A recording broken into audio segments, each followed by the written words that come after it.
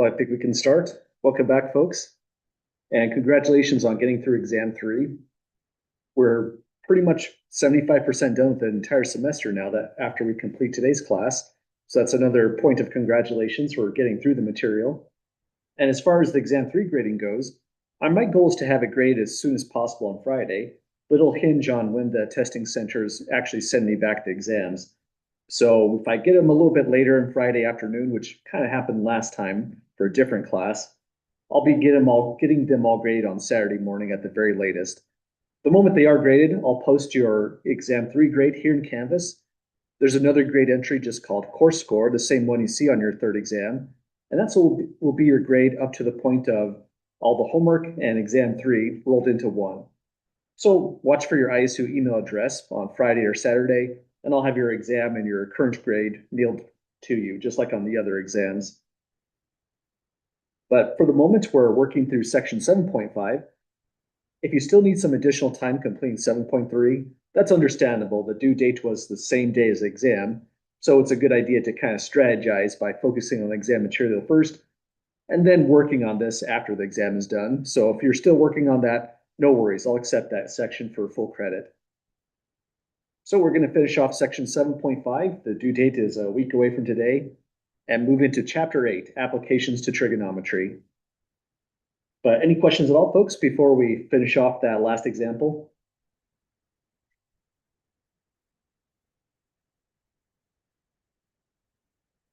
Okay, there are three kind of main topics in equation solving: finding all solutions where we had to use periodicity, finding specific solutions in the interval from 0 to 2 pi, and then the third topic we were just getting into, we finished one example, was finding solutions where we need to resort to the calculator to get approximate values. So here's the one right before the calculator problem, where we're finding just specific solutions in the interval from 0 to 2 pi. We had to use the addition formula out of nowhere to collapse this entire sum right here into just cosine alpha minus beta, 7 theta minus 6 theta. And then the idea to this, whether you're finding just specific solutions or all solutions, is whatever that number is, 1/2, go to the right end of the x-axis and find two angles such that cosine at those two angles gives you 1/2. Those were the two angles in 0 to 2 pi that solved the entire equation. We did that again in the next problem, but it was a little trickier. The major thing wasn't because of the identity. We want to know, how do you do this again if you get something like, say, a third or 9/3, just something totally different than the typical values like we're used to seeing? So that was the next question that became a calculator problem. It became a tangent question. So this one, 8/3, we couldn't necessarily put it on this axis. It's way above here on the positive end. But still, we know that there's solutions to this because the range of the tangent function is all real numbers. If you go to graph tangent, it looks like this. Y equals tangent. So it goes down towards negative infinity, up towards positive infinity. So there will be solutions to this thing, even though it's an 8/3. But 8/3 never comes up when we calculate tangent at any of those common values across a unit circle we've dealt with. So that's why we took tangent inverse of both sides of this equation. On the left-hand side, tangent inverse with tangent cancel, giving us x. And that's good, that's what we wanted to solve for. On the right-hand side, we had to plug tangent inverse 8/3 into the calculator and get a value out. That value that we got out was 1.21 radians. The range from tangent goes from negative pi over 2 up to positive pi over 2. And so to make sure we got all the angles from 0 to 2 pi, we just use the period of tangent. Add pi to 1.21. We get to 1.21 plus pi, 4.35. And that's the second tangent value. And there's a pretty decent check to this. The check would look like just an ordinary computation. Take tangent at 1.21 radians. It came out to 2.650. We're expecting 8/3. And keep in mind we rounded, so this is not going to give us a perfect value, but this is pretty close. It only differs by less than 1/100th, so it tells us we're on the right track. So we're going to start using the calculator a little bit more and more, starting with these problems. So it's good to have the calculator nearby that you've been working with. Say the same one that you took to the exam 3, for example. Make sure your calculator's in radian mode, and you just be calculating, hit the tangent key here, type in 8 divided by 3, and you should be getting, or excuse me, type in 1.21, and you should be getting in a value that looks like that in your calculator. If you're getting something different, you probably don't have radian mode here. It probably says DEG for degree mode. Just hit the degree key right here, and you can toggle it over to the radian mode. Well, that was the major warm-up problem, this one here, example 6, before we go on to a new example. Any questions with the warm-up question?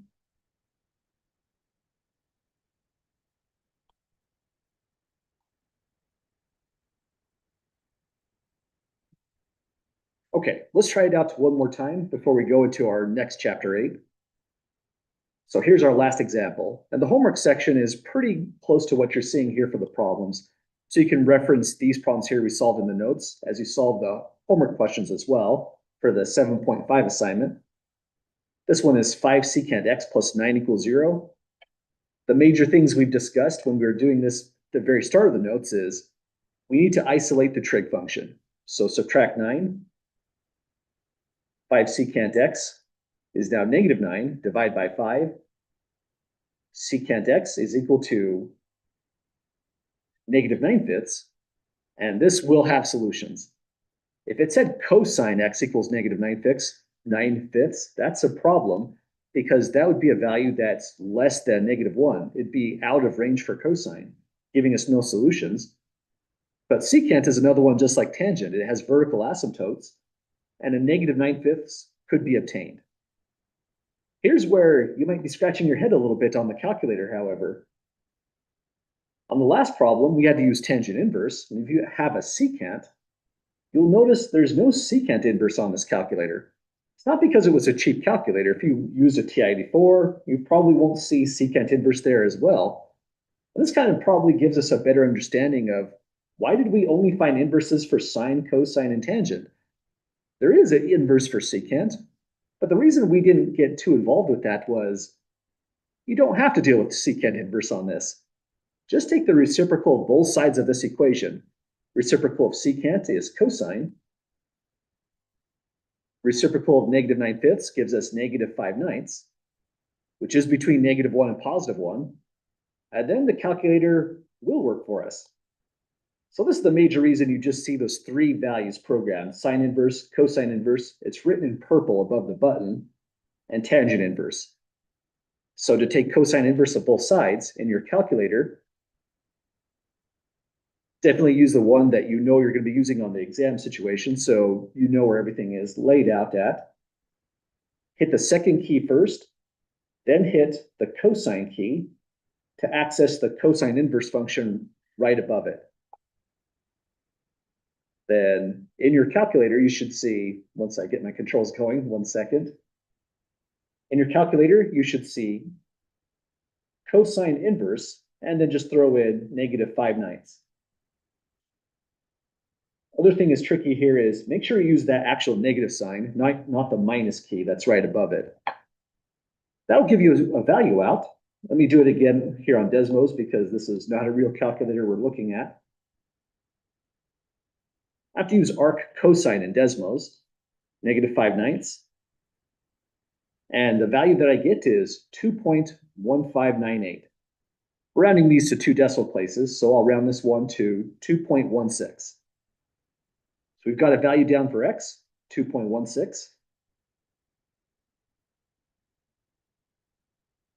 X equals cosine inverse of negative 5/9. We should throw that in the notes just for a reference on what we did, in fact. And x is equal to 2. I already forgot, 16. Well, that's what you'd be seeing in your calculator, a 2.16 after rounding as well. Any questions on getting that first solution there?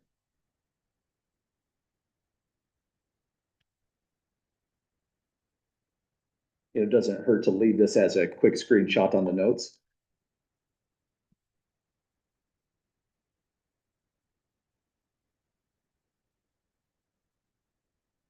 Okay, so after getting that value out, we never want to celebrate early when we're solving trigonometric equations because there's very rarely exactly one solution when you're finding intervals in a range like this.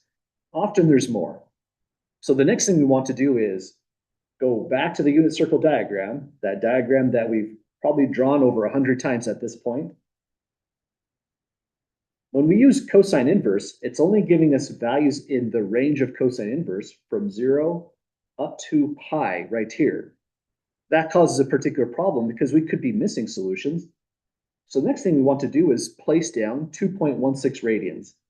Remember what a radian is. It's a radius stretched out over the unit circle. So 2.16 of them is probably about that far. So here's 2.16 radians. We don't often put in rad, but we're used to seeing things like pi over 6, 2 pi over 3 in this range. So just a reminder, unit is radian on this one is a good help. And you could investigate that further by just taking this whole thing, multiply it by 180 divided by pi. This converts it into degrees. And yeah, that's close to where 120 degrees would be. It's 123.74, roughly, in fact. So that's in the right spot. And now we seek the other angles. Well, other issue here is negative 5/9 is really close to negative 1/2, just a little bit off. Here it is, negative 5/9. One angle takes us there, about 2.16 radians, but so does another angle. This one down here. So this is our second solution that we're looking for. If we can find that value, we're completely done. So here's one weird thought about this. Recall we're trying to go between the range 0 to 2 pi specifically for our answers. But to investigate where this would be, rotate in this direction. You go if you go clockwise, the counter direction that we're normally going, you get a negative value, negative 2.16 radians.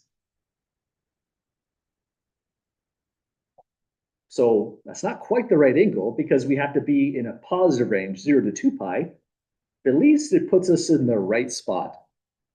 And now I think you'll like the trick to get the actual angle back in the range from 0 to 2 pi. Well, just add 2 pi to this thing. If you add 2 pi, geometrically, you're just taking one full revolution and landing on the same spot. Cosine of that angle is still negative 5/9 exactly. So what we'll do is take negative 2.16 plus 2 pi on that, and that gives us our second angle. Let's calculate that next. Negative 2.16 plus 2 pi gives us, we're rounding to the nearest hundredth, so 4.12 radians.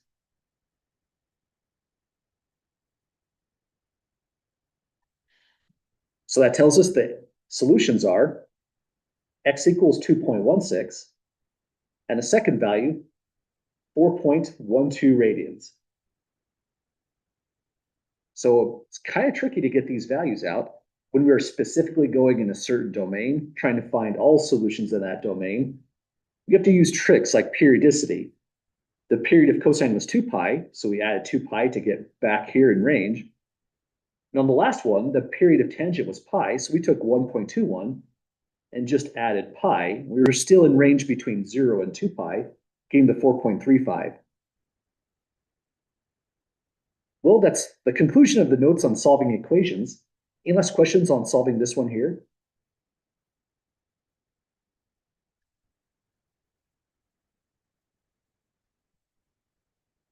When we have a value in radians, how do I know where to put it on the unit circle?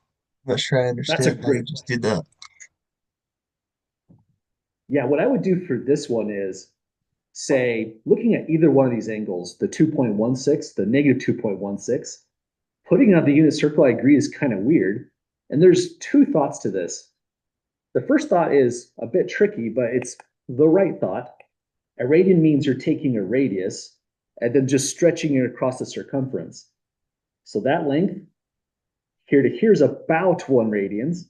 if you imagine that this was a string and you just bent it across that circumference, and then from here to here would be about 2 radians, so maybe about 2.16. This is all visual and really hard to approximate. I'm not sure I would get to this spot accurately if I really tried that out, trying to get to 4.12 radians. So the second thought is take your radian measure, either one of them. Let's take 4.12. And you just want to convert it into degrees because we're a lot better at seeing where 66 degrees or 312 degrees might land. Not as good seeing it visually with radians sometimes. The conversion factor from section 5.1 is going to be multiplied by 180 in degrees, divide by pi in radians, and we get this, 236 degrees. This goes 0 degrees, 90, 180, and this all the way here is 270 degrees. So 236, about 30 degrees short of the 270, not exactly, but about there, puts it in the right ballpark, this spot. Does that make sense with placing that radian measurement? Yeah, I think I remember doing that a few Yeah, weeks it feels ago like as a well. while ago. Well, other questions at the moment?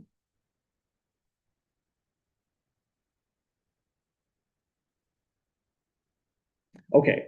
Well, we're not completely done with equation solving. Here and there in chapter 8, it's going to come up. It'll come up in section 8.1 in kind of a small way, law of sines. It'll come up in the next section, 8.2, law of cosines. So we'll be revisiting some of this stuff as we go. Like I mentioned, we're going to be using the calculator more and more. So it's a good idea to just have it handy, ready to go when you come to class. That way you're kind of practicing along, getting the muscle memory. It'll help out when you go to use it in your homework. Use the same calculator like we mentioned when you go to use it in what will be the next exam, the final exam, and it will be in good shape for just all the calculator operations we'll be doing in class. For each calculator operation, I'll pull up something like this. It's kind of a cheesy version of what the real calculator would look like, just to indicate what buttons you'll press, what mode you should be in, that kind of stuff. So let's save this up. And the last part of the class is kind of exciting in a way. We've been doing pretty abstract stuff when you think about it. Trigonometry gives us 6 fairly abstract functions, and we know that there's great applications to them. And chapter 8 is finally giving us a nice list of very common, useful applications that we're going to see to trigonometry. Some of them are strictly math applications, like polar coordinates. This is stuff that comes up in Calculus 2, Calculus 3.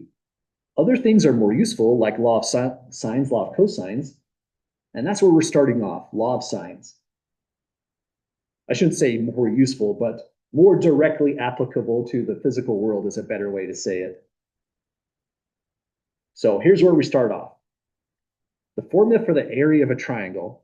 Well, first, we're looking into non-right triangles. That's a good place to start off. That's going to be our first big set of applications to trigonometry. What we mean by right triangles, for a really fast capsule review, is something like this. That little box, that's kind of a broken one. This is more square. That little box we put here is just a reminder that there's 90-degree measurement right at that angle. And so this is what we mean by a right triangle. Right triangles are fantastic. We looked into some pretty fast applications to them in section 5.4. Still, that was a while ago. We know just about everything we need to know about them. We have the SOHCAHTOA mnemonic that's going to define trigonometric functions on the right triangle. We have Pythagoras theorem, a squared plus b squared equals c squared. But things start to go wrong when you look into the non-right triangles. Sometimes these are called oblique triangles because oblique just means on this segment right here, there's a sudden slant. Maybe it looks like this, for example. That looks like it could be a right triangle right here. So let's fix that even, make it look even worse. Something like this, trying to draw it so it looks like it has no 90-degree measurement whatsoever. Somehow that's kind of hard to do by hand. I think our eye just visually likes 90-degree measurements. This one is the non-right. Oblique. Triangle. So we lose a lot of stuff with the oblique triangle. We can't define sine, cosine, tangent, and the reciprocal functions on this whatsoever. those right triangle definitions for sine, cosine, tangent depend on the 90-degree measurement being somewhere on the triangle. And we lose also Pythagorean's theorem. It's a non-right triangle. Pythagorean's theorem doesn't apply to this at all. An extension to Pythagorean's theorem is section 8.2, law of cosines. But other things we're going to discuss here, law of sines, is going to be issues of losing, say, Pythagorean's theorem as well, and other problems when we are dealing with the non-right triangles. But to start this all off is just a quick application problem. The formula for the area of the triangle says the area of a triangle could be thought of as 1/2 times A times B times sine theta. A and B are the two lengths of two sides of the triangle theta, and theta is the angle included between those two sides. That's a lot of words. When you see a formula like this, the first thing you want to do is just draw a diagram quickly. So here's another random non-right triangle. Let's make it look something like this.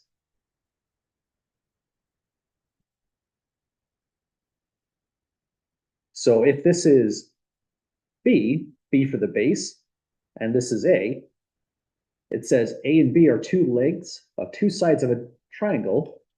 Theta is the angle included between those two sides. What we mean is theta goes here if theta is included between those two sides.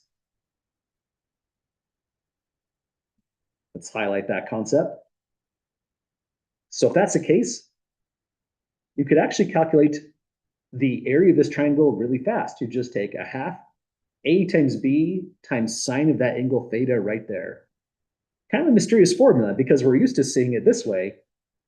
Area equals 1/2 base times the height. So this feels like a slightly different formula altogether. Any questions about it so far?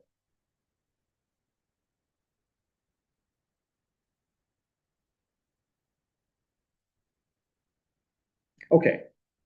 I feel like it's such a mysterious formula that it's a good one to talk about just a little bit more. Let me copy it down here. Area is 1/2 A times B times sine theta. The hard thing about it is not using it. It's a pretty fast formula to use.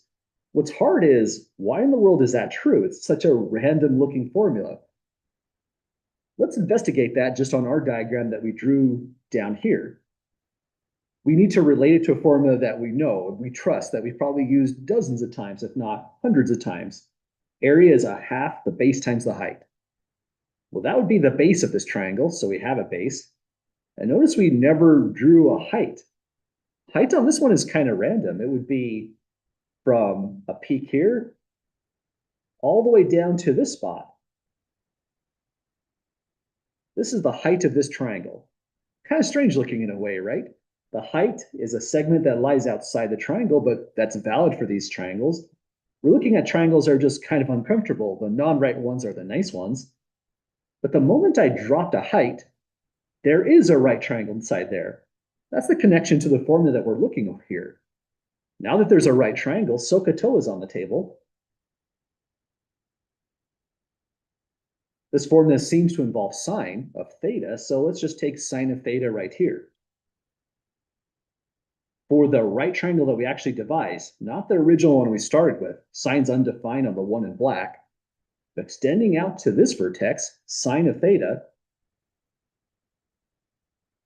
is the opposite of theta, that's the height, divided by, well, what would be the hypotenuse on this one?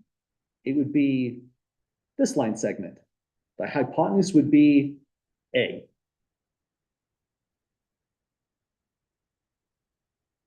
Let's see. Let's hope we get the right thing. Well, if you get that, you can get a formula to solve for height, right? And the formula that came from over here, just multiply both sides by A, you get A sine theta equals the height. Then just to do an ordinary substitution back over here, area equals 1/2 the base times the height, but the height is A sine theta. That's nice. Multiplication can switch the order of this. This formula is equivalent to A times B sine theta. So going back to section 5.4, right triangle trigonometry, using and abusing the mnemonic SOHCAHTOA, this formula just kind of falls out on our lap. you don't actually need the height. You just can take a half a times b sine theta, and you're getting the area. It's just an extension of the old formula from back in the day. So it's a pretty cool formula. It gives us a clever way to calculate the area if you happen to know an interior angle and the lengths of the adjacent sides, 2 inches, 3 inches, are both the interior, or both sides to the interior angle theta, better way to say it. So, and the angle below, triangle below, that would be the A. This would be the B, and 30 degrees would be the theta. So any questions before we go to try out example 1 about the derivation above?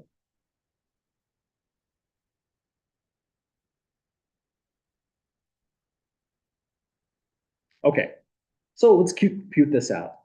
30 degrees is nice. We don't actually need a calculator for this particular one.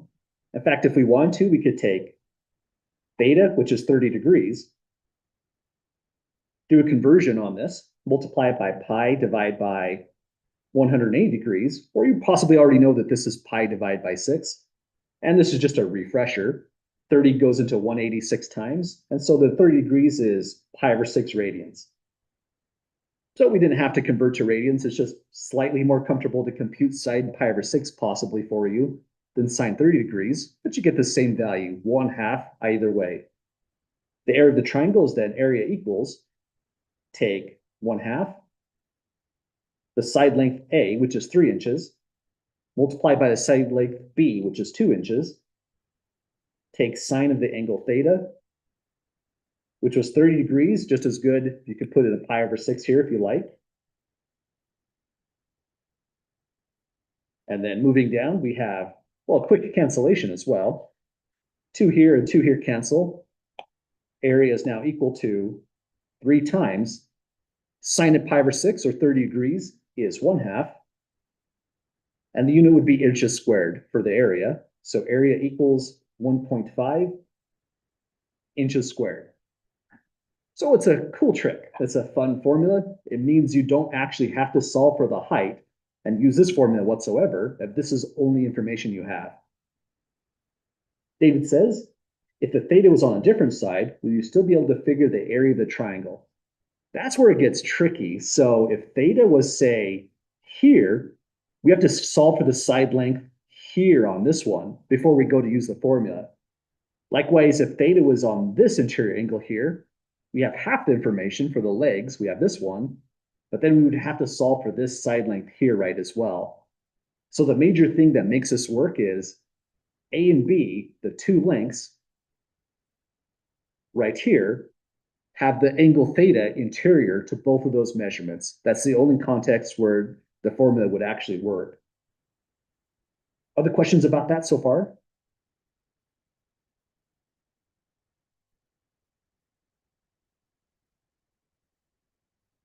Okay, so again, we kind of mentioned that it's a neat trick, but actually this formula is a lot more deceptively interesting than it might seem. Kind of going back on David's comment, suppose you did know the angle here, and the missing side length as well. You knew everything about this triangle. You solved it. You found all the angles, all the side lengths. You could use that formula 3 different ways. You could do it on this angle using A and B. You could do it on this angle using A and what would be a C. And you could use it on this angle using a B and a C. And either 3 ways you do it is always going to give you the same exact area. That reflection is the entire gist of the law of sines. And here's what it looks like. Law of sines is a big statement, but it's actually a pretty fast formula to use. It says, let's follow the convention of denoting the angles by alpha, beta, and gamma. This is more a convention and the formulas that the book is using. So just as good of a convention is, or sometimes we call the angles capital A, capital B, capital C. And that would be just as fine. So the angles, the interior angles of the triangle are A, B, C. The lengths of the corresponding opposite sides are lowercase a, lowercase c. That's what we've been doing all along as well. Then law of sines says this. Sine alpha over A is equal to sine beta over B, which is equal to sine gamma over C. Or take the reciprocal of this full triple-sided equation, and you get the same thing. A over sine alpha equals B over sine beta equals C over sine gamma. But there is something really major missing when you see this formula. The best way to think about the law of sines is not just the two sets of triple-sided equations, it's also the diagram. So definitely when you're thinking about this, draw a diagram each and every time because we're going to be using these on diagrams, and that's where we have to make the mental connection. So here's a quick triangle. Let me kind of fix it a bit. For the purpose of the formula, I'll let the angles be, as it's denoted here, alpha, beta, gamma. So alpha, beta, and gamma are those three interior angles. Then it says the corresponding opposite sides are lowercase a, b, and c. When we say opposite signs, we mean opposite of alpha is a. Correspondingly, opposite of beta is lowercase b. And opposite of gamma over here is lowercase c. So this is the triangle. It implies these two sets of relationships. We use this version typically for solving for the angle, alpha, beta, or gamma. And we use this version for solving for either the side length, A, B, or C. We typically only write one pair of equations, either the first two set equal to each other, the last two set equal to each other, or the opposite end set equal to each other. We don't always write down the entire triple-sided equation. But to derive the whole thing, all we're using is the area formula like we hinted at, three different ways. So let's take a look at what that would look like. First, any questions with the diagram we drew in or the statement?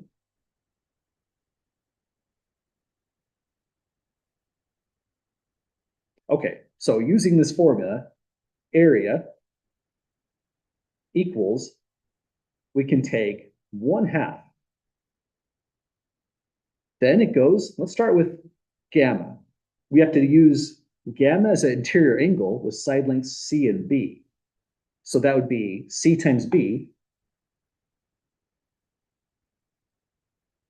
sine, I said gamma, should have been saying alpha. So that's area formula used once. For the angle we use, we just use the two adjacent sides, B and C, together. Area is also equal to, at the same time, let's move over to beta, going down the line in the Greek alphabet. So area based off beta is going to be 1/2. Take the two adjacent side lengths, A and C, multiplied, and then take sine of the interior angle with those side lengths, beta. So it's the same formula that we used above up on the notes, but now based off beta, and then do it one more time on gamma. Area equals 1/2 A times B times sine gamma.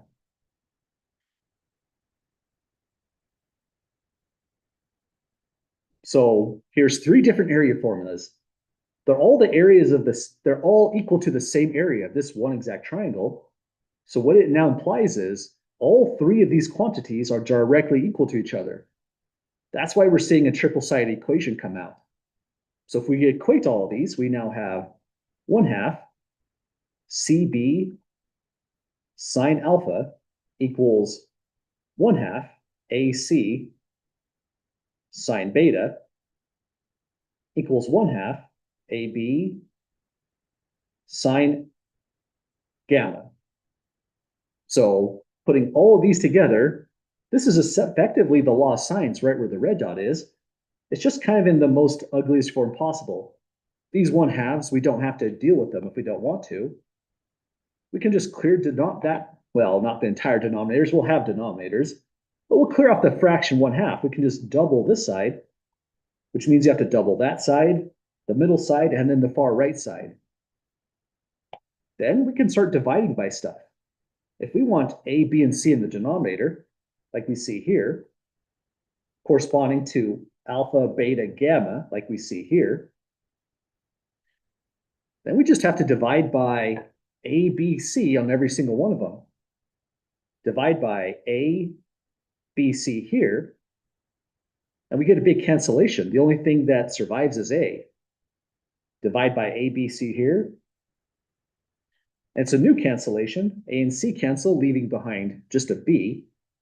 Divide by A, B, C here. A and B both cancel, and C is left behind on this one. So that's a lot of strange looking cancellations. Let's find a good canceling color. 2 and 1/2 cancel on every single one of these. B and C cancel with B and C. A and A, C and C cancel. AB cancels. And now when we write down the survivors, all that's left is sine alpha over A equals sine beta over B, which is equal to sine gamma over C. So those are the three angles in the original statement. Alpha, beta, gamma. Those are the three corresponding side lengths, A, B, and C. So it's kind of a wild formula. Really, the law of sines, either in this version or its full reciprocal version, is just the area formula that we extended in a pretty short extension using ordinary SOHCAHTOA on a right triangle. This works on any triangle whatsoever. It can allow you to solve for angles on this first line. It can allow you to solve for side lengths on this bottom line. So it becomes a vastly incredible, versatile set of ideas. But the major thing we want to learn about it is, how do we go from here to here? And how do we go from here back to here? That's what the next problems are going to be practicing. Whether this is called alpha, beta, gamma, A, B, C, X1, X2, X3, anything you call it, it's all about the pattern. So you take sine alpha divided by A, it's equal to sine gamma divided by C, which is equal to sine beta divided by B. So it's kind of that trick of taking sine of an angle divided by its opposite side is the whole idea with sine, law of sines. So we'll practice this out in 3 different kind of scenarios. Any questions at the moment with just the statement of the problem?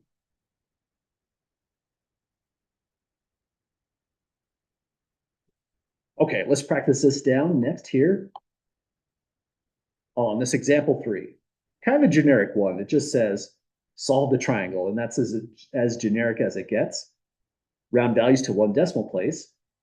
Let's put in our diagram again as we think about law of sines. So slightly different triangle, but that's okay because it works for any triangle whatsoever, even a right triangle, but the typical application is a non-right triangle. So here's alpha, beta, gamma, A, B, and C.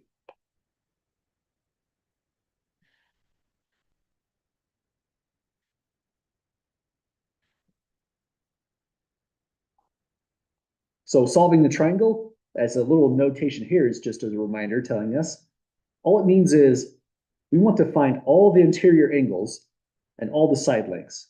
We're missing 2 side lengths and just 1 angle. And you know you can work pretty hard at this. You might find a way to solve for this angle using the law of sines, but you don't have to. Anyone see a quicker way to get this angle A right here?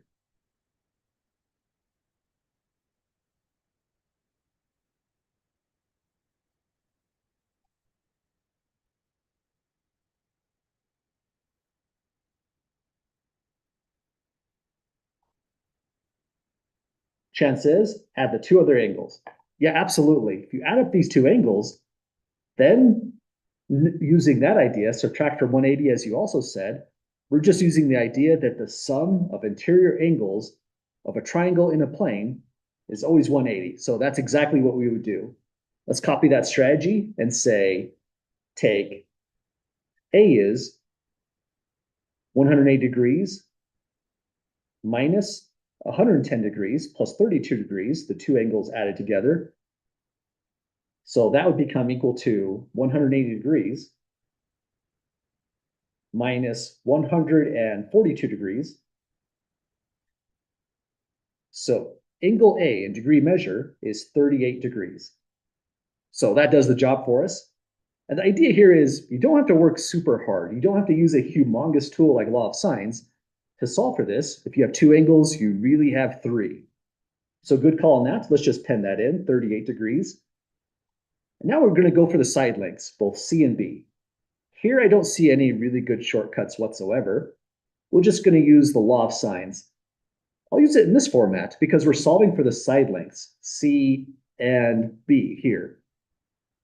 So the idea with this one is we're going to take two sides of this, any two sides whatsoever, but we also want to start with something that's known. We know A is 39 degrees centimeters, so we definitely should be using this part right here. Let's go A over sine A. A divided by sine capital A. So I took the side length divided by sine of this one is going to be equal to,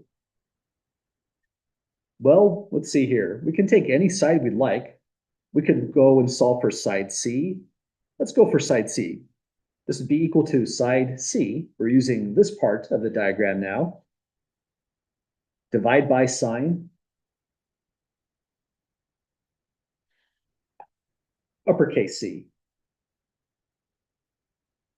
So this is the part of the formula we're using here. We wrote in uppercase A for alpha, uppercase C for gamma. But again, whatever you call these symbols, usually we just go with what's convenient on the diagram, what's already printed. It's the same exact formula. Next, we'll substitute in the information we actually have on this. This implies the known value A is 39.0 divided by sine of the opposite side, 38 degrees.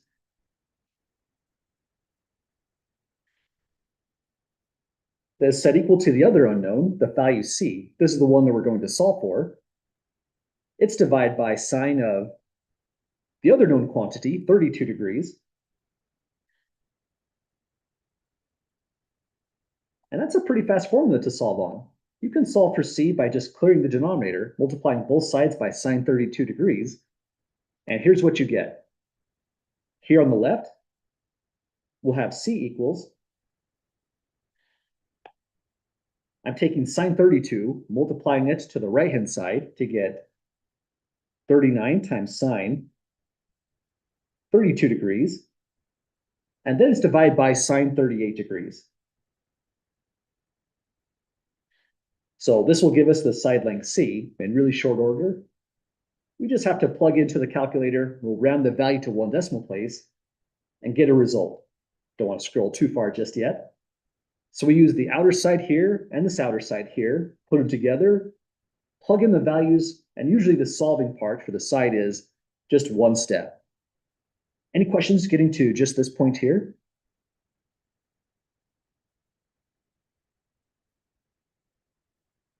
Okay, let's plug this into the calculator. And again, just for the sake of reference of what does this look like in the calculator, we'll pull this up again. We won't pull this up every single time we go to calculate, but as we're learning the calculator, it's probably a good idea. And notice the thing that's a little bit off about this. You could convert these into radians if you wanted to, but that's working kind of hard. So in the calculator, there's always a way to change the mode. Hit the DRG button on this version of the calculator, and I think you have three different options. You're looking for DEG for degree. We'll say here, DEG once you do that. Then just take sine 32 degrees.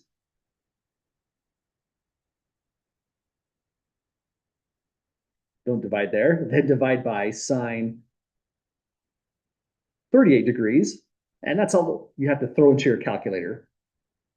A Desmos, it looks pretty similar, sine 32.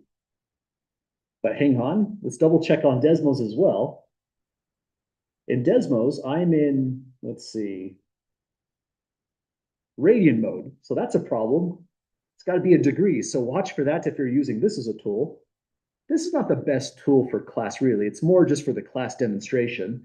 It's the easiest calculator for me to pull up because we can't take this one into an exam setting. But if you're using it and getting mixed up, it's probably because you're in the wrong mode on this Desmos calculator here.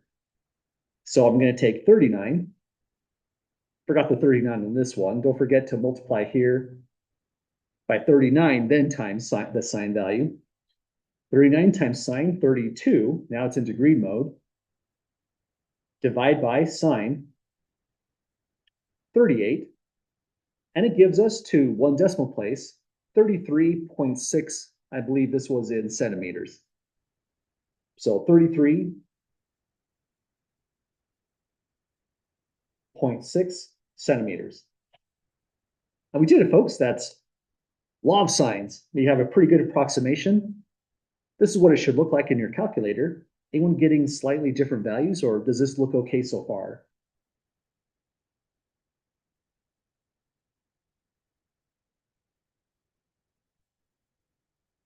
Okay, checking on the diagram. If I got, say, 3.36, that would feel really off because this side length should be pretty proportional to this one, a little bit shorter. And for printed diagrams, the proportionality doesn't have to be perfect, but we expect them to be close in a printed diagram like this one. So that seems to fit, and that's our next answer. C is approximately 33.6 centimeters. I'll put a box on the things that we were trying to find when we were solving the triangle. We found the missing angle pretty quickly. Law of sines found one missing sign, side, and now we have to find the remaining missing side, B here. Well, it's just the same kind of application of the law of sines. So let's write it out this way. Because we're solving for B, we would go B divided by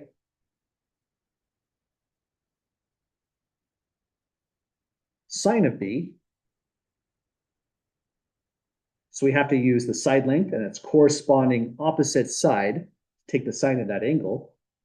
And now we could use side C and the angle measurement 32 degrees. I wouldn't mark off credit for that, but you know, this one's already been rounded once, and then we're going to round our answers after. The best practice here to get the most accurate answer possible is use the information that was already given. I mean, maybe this one was rounded once already because it's 39.0, but at least we're not doing an approximation of an approximation if we use this side length. So let's continue to use this again. A divided by sine of 38 degrees. I'll write it out just as a formula first. A divided by sine A. Scrolling up for just a moment, we're using now these two sides.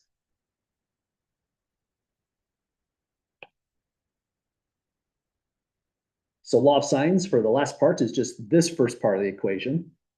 Next thing we do is just fill in the information. This implies B, that's our unknown, is divided by sine of the known angle measurement, 110 degrees. It's equal to a known. We knew A was equal to 39.0. Divide by sine of another known angle measurement, 32 degrees. Clearing denominators is going to give us B immediately. B is now equal to, take the 39 that was right here. We're multiplying both sides by sine 110, but here's another way to visualize it. You're just doing a halfway cross product, multiplying that denominator into that numerator. Same thing we did over here, or hang on, that's going the wrong way. Same thing we did over here on this one. So this would be 39 times sine 110 degrees divided by sine 32 degrees. And because we're shy on time, I'm just going to call it up on Desmos. It's going to be 39 sine 110 divided by sine 32. Double check this in your calculator. I'm getting 69.2 centimeters upon rounding. But that also looks proportionally what we're going for on this one. Let me write this kind of similar to the last problem. B equals 69.2 centimeters, and double check the value. There we go. So by the diagram, yeah, that looks about right. It looks like it's about double this side length, not quite maybe. So everything seems like it's proportionally just about what we would expect. So that's law of sines. You know, this one you could have reversed engineered what this might have been by dropping a perpendicular angle, working really hard with Pythagoras' theorem and SOHCAHTOA to find all the measurements here, then working with another right triangle using SOHCAHTOA, Pythagoras' theorem again to finding these measurements, adding the two halves together to give us B. Law of sines just gives us a way to compress this into one big overall punchline. You never had to have a right angle measurement whatsoever here. SOHCAHTOA and Pythagorean's theorem is not necessary at all to solve this one. David says, instead of sine 32, wouldn't it be 38 degrees? Oh, let me double check my computation here. So I have 32. And yeah, that should have been a 38. Thanks for spotting that, David. So my miscalculation on this one, that should have been a sine 38 down below here, which corrects this one to a sine 38. And back in the calculator, that makes a difference, right? Go to sine 38 degrees, and now it's 59.5. My eye wasn't really able to see that difference, but that could be a pretty serious difference depending on what we're trying to really calculate on the end here. So thanks again for spotting that for accuracy, David. This one was really 59.5 centimeters altogether. Maybe last takeaway with law of sines, make sure you're carefully grabbing the side length and the actual opposite corresponding angle to get the right values in. Other questions or comments at the moment, folks?